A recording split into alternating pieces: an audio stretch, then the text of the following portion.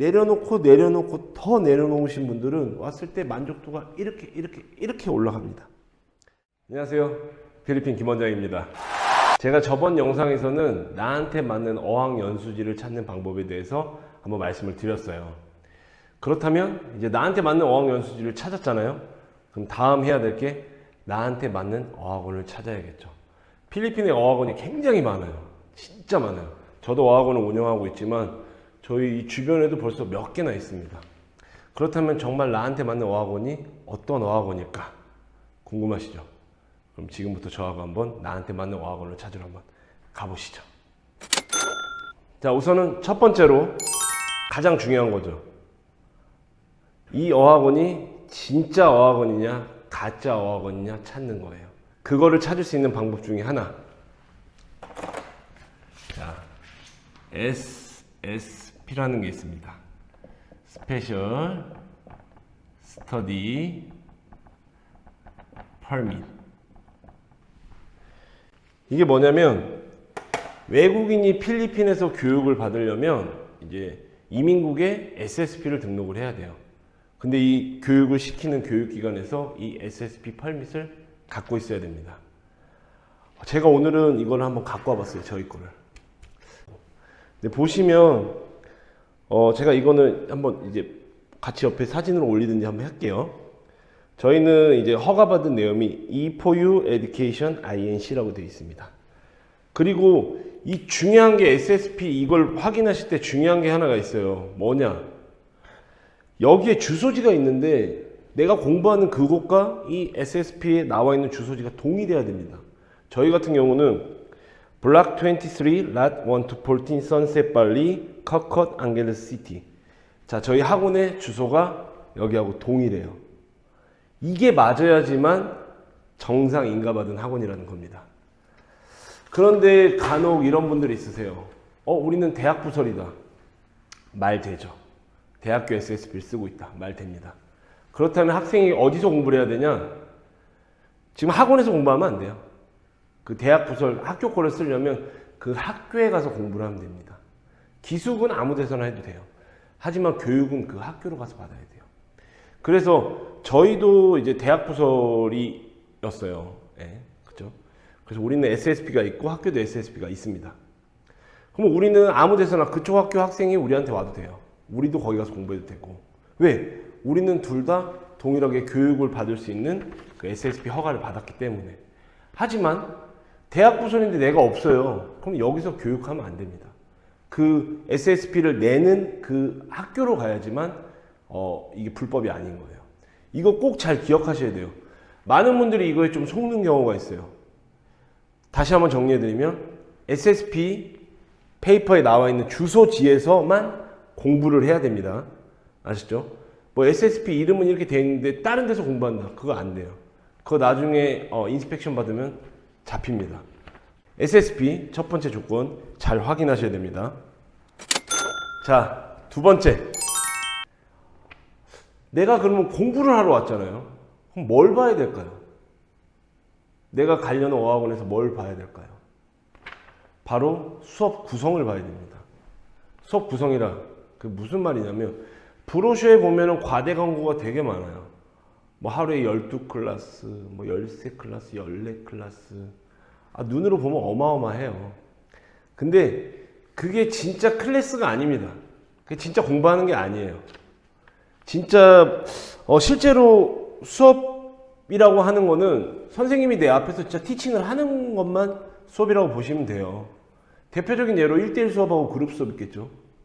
그리고 이제 그 브로셔에 보면 이런 게 막 끼워 맞추기로 되어 있어요. 뭐 12, 14. 근데 중요한 거는 사람들 그냥 다 빈 공간에 들어와 있고 혼자 막 숙제해요. 앞에 한 명이 감시하고 있고 선생님이, 필리핀 사람이. 그럼 그것도 클래스가 되는 거예요. 내가 혼자 단어 외워요. 앞에 또 감시하고 있어요. 그것도 클래스가 되는 거예요. 이런 것도 클래스로 치기 때문에 이런 건 믿으시면 안 됩니다. 자, 제가 다시 말씀드리면 선생님이 앞에서 강의를 하면서 이제 나한테 뭔가를 알려주는 그게 클래스고, 이제 여기서 또 중요한 거 1대1 클래스가 몇 개인지 그룹 클래스가 몇 개인지 이걸 정확히 확인하세요. 왜? 1대1 클래스는 이제 필리핀 어학연수의 최대 장점이에요. 가장 낮은 비용으로 1대1 수업을 받을 수 있다는 장점. 그런데 이 구성 보면 1대1 뭐 3시간에 그룹 뭐 4시간 막 이렇게 되는 경우 있어요. 1대1은 나한테만 무조건 포커스를 맞춥니다. 근데 그룹은 아니죠. 그룹은 결국 잘하는 사람한테 맞춰서 가요. 그럼 처지는 사람은 또 처지게 돼 있어요. 그러니까 큰 도움이 또 안 될 수가 있다는 또 단점이 있죠. 그래서 내가 가려는 어학원에서 내가 선택한 코스에 1대1 수업이 몇 개 있느냐, 그룹 수업이 몇 개 있느냐 꼭 잘 확인하시고, 그룹 수업 중에 꼭 이런 수업이 있어요. 아이들한테 많이 맞춰지는 수업인데 야외 액티비티 수업 있거든요. 그거 있는 거는 정말 의심 한번 해보세요. 왜? 그냥 밖에서 애들 풀어놓고 한 명이 보고 있는 거예요. 잘 뛰어노네. 안 다치네. 넘어져. 이거는 결국 그냥 수업은 아니에요. 그냥 애를 잠깐 봐주는 거밖에 안 되는 거죠. 그러니까 이거는 수업에 들어가는 게 아닙니다. 결국 우리가 필리핀에 어학연수 오는 거는 영어 실력 늘리기 위해서 온 거잖아요. 근데 진짜 실력을 늘리기 위해서 가장 중요한 건 뭐다? 1대1 수업이 가장 중요하다. 그리고 그룹 수업이어도 이게 선생님이 정말 티칭을 하고 어떤 형태의 그룹 수업인지, 디베이트 수업 같은 경우 너무 좋아요. 서로 뜯어먹기 수업이라고 저는 표현하는데 주제를 가지고 찬반을 하는 거죠. 이런 수업은 좋아요. 하지만 다른 류의 수업, 그리고 이제 막 서로 경쟁해야 되는데 잘하는 사람 포커스로 수업이 이렇게 진도가 빠진다? 이런 거는 한 번쯤 고민해 보셔야 됩니다. 자, 다시 말씀드릴게요. 수업 구성이 어떻게 되어 있냐 꼭 확인 한번 다시 하세요. 자, 세 번째. 이것도 또 중요하죠. 이제 비수기와 성수기의 학원의 선생님의 편차. 무슨 말씀인지 아세요? 눈치채신 분 있을 거예요, 지금. 저희 같은 경우 비수기에 한 선생님이 그래도 한 50명? 성수기에 한 78명? 80명 이렇게 있습니다. 편차가 큰 건 아니에요. 근데 비수기에 한 3, 40명 있다가 성수기에 갑자기 100명 넘는 데도 있어요. 자, 가만히 생각해 보시면 알 겁니다. 아니면 이런 건 괜찮아요. 선생님 미리 뽑아가지고 트레이닝 다 해놓은 경우는 괜찮은데 진짜예요. 한번 보시고 체크해 보시면 알 겁니다. 정말 12월, 1월, 2월이 성수기인데 11월까지 선생님 없다 12월에 갑자기 막 엄청나게 늘어나요. 이거 좀 고민해 보셔야겠죠. 성수기와 비수기의 선생님의 이 숫자의 편차, 이것도 한번 체크 한번 해보시면 도움 되실 거예요. 아시죠?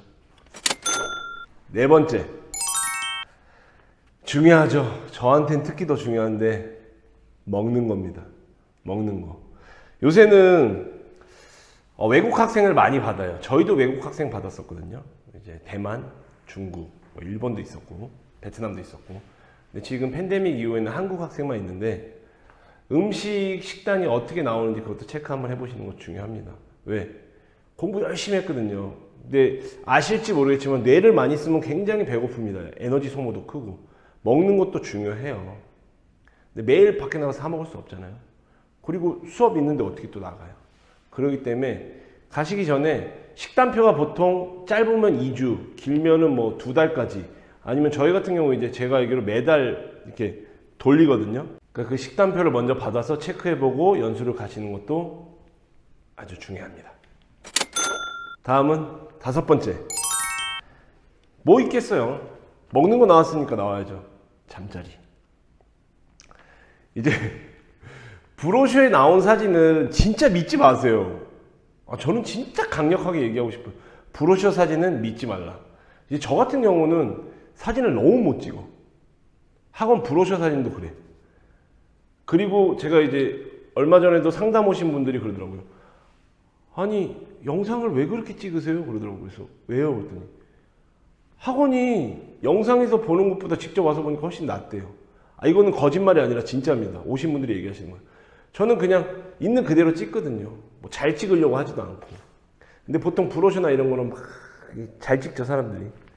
근데 저는 그러진 않아요. 그냥 있는 그대로 보고 마음에 들면 이제 또 오시는 거고, 와서 봤는데 더 만족스러우면 좋은 거고. 근데 아무래도 다른 데 브로셔는 굉장히 사진 잘 찍어요. 저도 깜짝깜짝 놀랄 때도 있어요.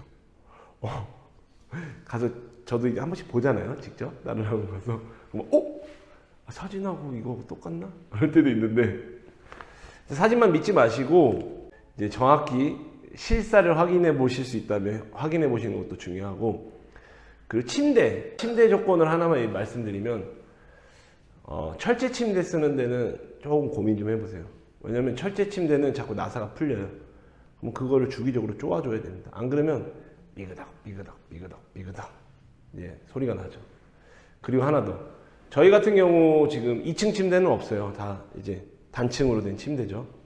근데 아직까지도 2층 침대를 쓰시는 분들이 있어요. 근데 이거를 뭐 다 문제라고 할 수는 없지만 뭐 좋은 침대도 있으니까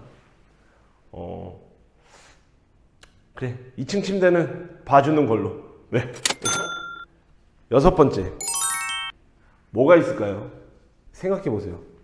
저한테 연수 오는데 많이 문의하셨던 건데, 원장님 주변에 어디 가려면 어떻게 가야 돼요? 뭐 있어요? 막 물어보세요. 왜? 나가야 되거든. 밖에 수업 끝나고 외출도 하셔야 되고. 필리핀 하면 뭐가 제일 싸요? 마사지. 그다음 막 이거 네일 아트 이런 거 싸잖아요. 그거 받으러 가야 되거든. 근데 멀다. 그럼 또 짜증 나겠죠. 그래서 주변에 뭐가 있는지 상권으로 한번 확인해 보시는 것도 중요합니다. 저희 학원을 예로 잠깐 말씀드리면 걸어서 5분 거리에 마사지샵, 네일아트샵, 한국마트, 한국 식당, 그리고 피트니스 센터, 또 뭐 있나요? 하여튼 있을 만한 건 다 있는 것 같아요. 그리고 이게 뭐 많지는 않으니까 더 뭐 좋은 데나 다른 데로 가려면 이제 차량으로 움직이는데, 뭐 택시 타고 짧으면 5분, 길면은 뭐 10분, 15분 그 정도면 이동이 가능하거든요. 그리고 뭐 몰까지도 택시 타고 한 15분, 20분이면 갈 수가 있습니다. 이런 것도 또 학원을 선택하는데 중요한 요소 중에 하나인 것 같아요. 왜냐면은 어디 막 가려고 하는데 너무 멀어. 엄청 짜증 나겠죠. 좀. 당장 가고 싶은데. 아무래도 편의시설이 가까이 있다는 것도 학원을 선택하는 데 있어서 한번 챙겨보셔야 될 점 중에 하나입니다. 다음 7번째, 저는 좀 이 부분을 중요시 생각해요. 근데 뭐 학생분들마다 좀 다를 수도 있는데, 뭐냐면 저는 굉장히 저희 직원들한테는 나쁜 오너일 수밖에 없어요. 저희 한국 직원들은 이제 온라인 센터 이제 팀장님하고 저희 이제 마케팅 이사님 빼놓고는 전부 학원 상주입니다. 학원 안에 다 살아요. 저조차도 학원 안에 살죠. 이게 왜 그러냐면 이제 연수 오신 분들한테 이제 편의를 좀 제공하려고, 빨리빨리 해결을 해드리려고. 왜냐하면 관리자가 없잖아요. 그러면 이게 뭐 문제가 터졌어요. 그러면 내일 해드릴게요. 그러면 또 짜증 나신다고요. 또 제가 알죠, 그거를. 그렇기 때문에 저희가 상주하고 있으면서 빨리 도와드릴 수 있는 부분을 도와드리면 또 그것 또한 이제 만족감이 많이 올라가는 겁니다. 저희 직원들은 좀 힘들겠죠. 그래서 이런 직원들, 학원의 관리자들이 상주를 하냐 안 하냐, 그리고 여기서 중요한 거, 학생 매니저냐 아니면 진짜 직원이냐, 이거 중요합니다. 왜? 학생 매니저는 진짜 학생 매니저예요. 권한이 별로 없어, 얘들은. 얘들이 하는 주된 업무는 제가 봤을 때 복사 아니면 뭐 픽업 이런 거. 근데 직원분들은 또 권한이 좀 있어요. 그래서 바로바로 응대하고 뭔가 잘할 수 있죠. 뭐 아닌 경우도 있습니다. 이건 제 생각이니까. 근데 저 같은 경우도 저희 학생 매니저가 한 명이 있는데 크게 권한을 주진 않아요. 그래서 직원이 남아서 케어를 해주냐, 학생 매니저가 케어를 해주냐는 또 내가 연수를 하면서 잘 지낼 수 있냐 없냐, 그 또한 이제 또 큰 차이가 될 수 있기 때문에 나한테 맞는 어학원을 찾을 때 이 부분도 고려를 한번 해보셔야 됩니다. 이 외에도 제가 말씀을 드리면 뭐 빨래가 유료냐 무료냐, 아니면 인터넷은 잘 되냐, 수압이 약하냐 세냐, 온순 나오냐 안 나오냐, 벌레가 많냐 적냐, 건물은 단층이냐 아니면 높냐, 뭐 등 고려해 보실 게 너무 많아요.